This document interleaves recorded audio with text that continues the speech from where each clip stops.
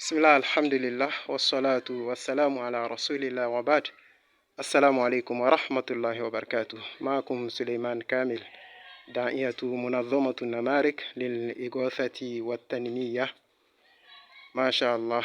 فهذه الفتاة المسلمة الجديدة التي ضربت من أجل الإسلام، أنا اليوم في بيتها يعني.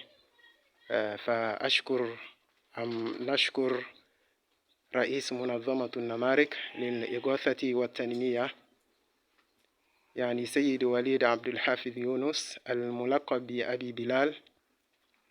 نشكره شكرا جزيلا على ما قدم للمهتدية الجديدة التي ضربت من أجل الإسلام من الإحسان. جزاه الله عنا وعن المسلمين جميعا خيرا، وجعل جهده في الميزان حسنات.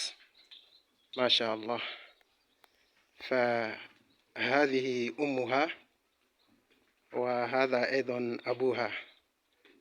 ما شاء الله. نسأل الله سبحانه وتعالى أن يهديهما إلى الإسلام بإذنه سبحانه وتعالى. شكرا. السلام عليكم ورحمة الله. فهذه أيضا أختها، هي أيضا ندعو الله سبحانه وتعالى أن يهديها إلى الإسلام. والسلام عليكم.